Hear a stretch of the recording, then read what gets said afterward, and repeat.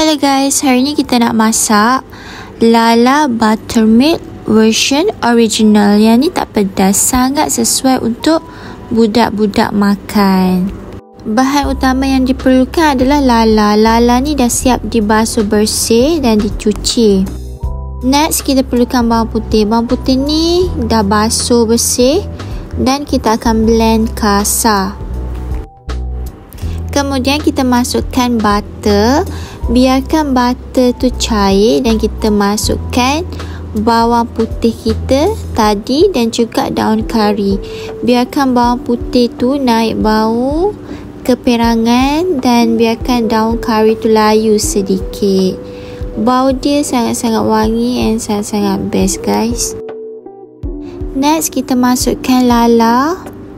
Kacau-kacau sehingga bawang putih dan daun kari tu sebati sekata dengan lala dan biarkan seketika sebab air lala tu akan keluar.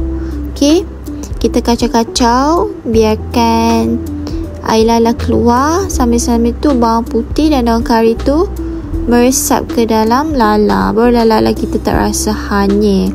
Ada orang dia buat sos buttermilk asing dan lala dia rebus dulu. Yang ni kita buat sekaligus terus. So, korang punya kreativiti masing-masing lah nak masak ikut cara mana, okay? Biarkan seketika sehingga cengkerang lala tu bertukar warna. Okay, korang boleh tengok cengkerang dia ada yang merah-merah tu kan? Nah, tu maksudnya dia dah nak masak. Okay, waktu ni korang boleh buka api sederhana lah. Okay, biarkan seketika, kacau-kacau.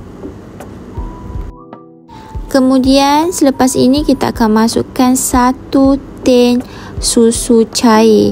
Kalau korang nak guna susu full cream fresh milk pun boleh. Kalau tak ada, boleh guna susu tin susu cair tu. Okay, masukkan 1 tin susu cair and boleh tambahkan sedikit air.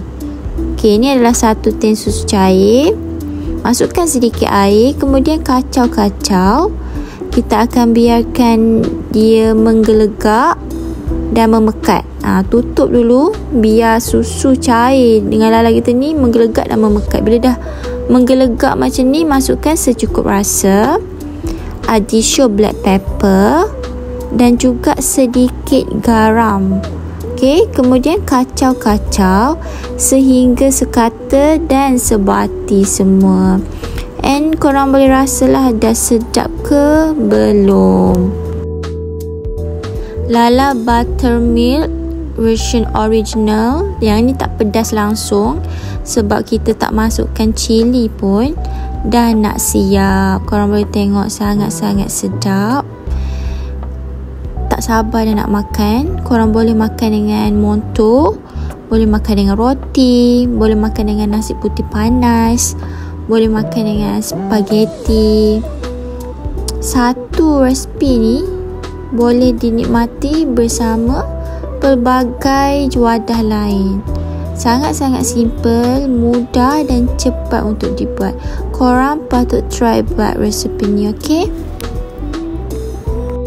Lala buttermilk kita is done. Selamat mencuba and selamat menjamu selera korang.